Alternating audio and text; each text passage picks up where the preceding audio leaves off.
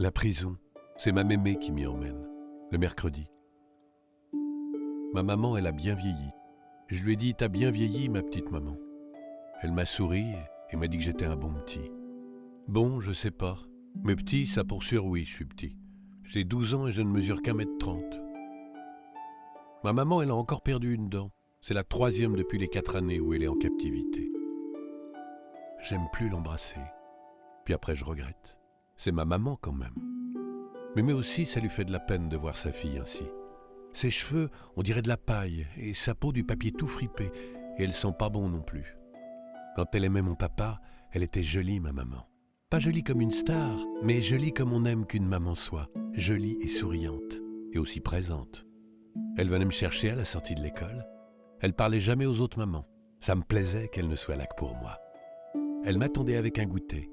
Maintenant, c'est moi qui l'attends au parloir avec un goûter que mémé lui a préparé. Ma mémé, elle me dit que même si ma maman est la tuée, je dois continuer de la fréquenter. Que c'est ma mère quand même, et que des mamans, on n'en a qu'une. Elle est gentille, ma mémé. Mais je veux plus y aller au parloir, je préférerais jouer au foot. J'en peux plus de prendre le train et le bus, surtout que je sais plus quoi lui dire. Avant, quand j'étais petit, ça allait, c'était elle qui me faisait la conversation. Il m'arrivait même de pleurer et de lui dire qu'elle me manquait.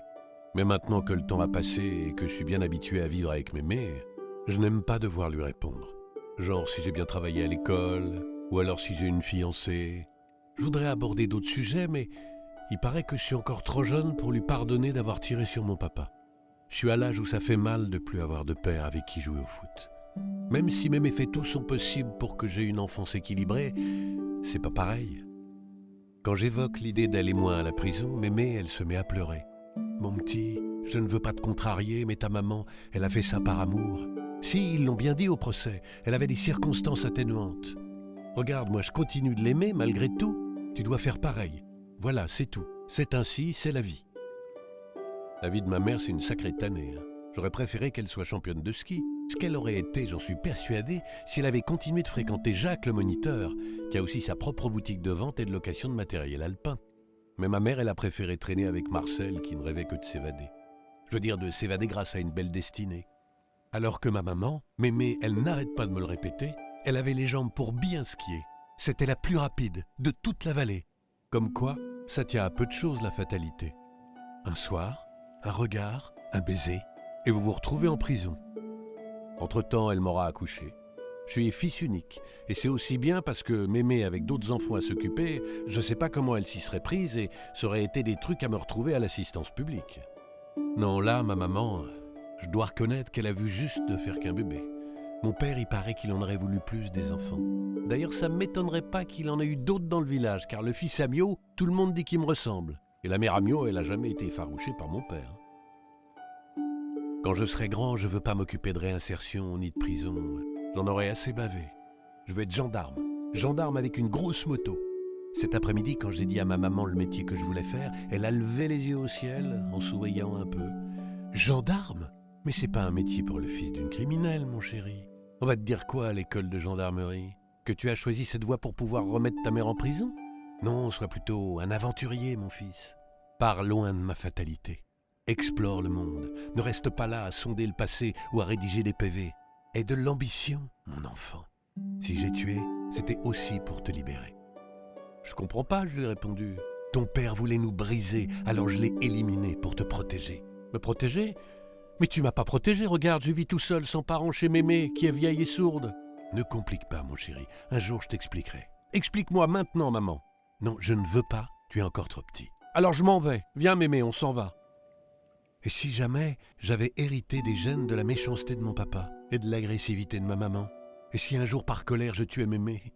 Et si j'étais un mauvais petit? Et si... Toutes ces questions ont tellement tourneboulé dans ma tête que j'ai profité que mémé se soit assoupi pour descendre du train. Je sais même pas quel gare j'étais, mais il fallait que je m'éloigne de mon hérédité.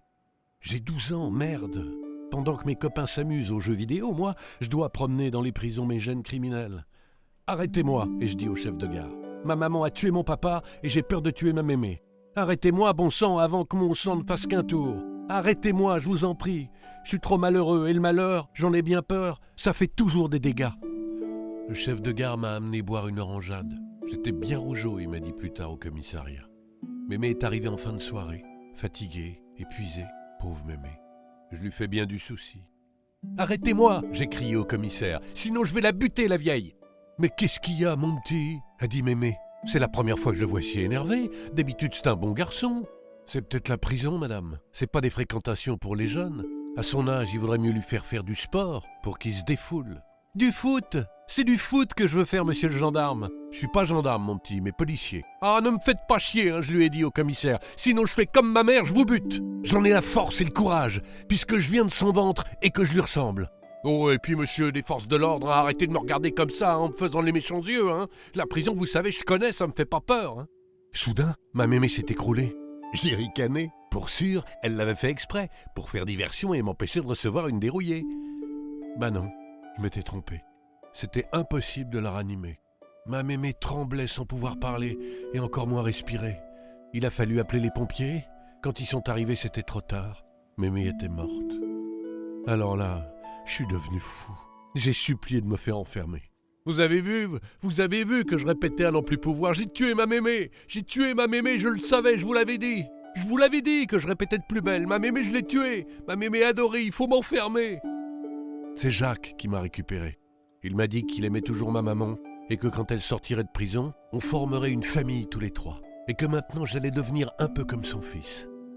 Alors, dès la première nuit, je me suis enfui, afin de ne pas me faire rattraper par le cercle infernal de mon drame familial. J'ai couru dans la montagne, et quand je suis arrivé au sommet, je me suis caché, et j'ai pleuré. Je ne veux pas de ma destinée de fils d'assassiné. Je veux pas être enfermé dans mon hérédité. Je ne veux pas tuer.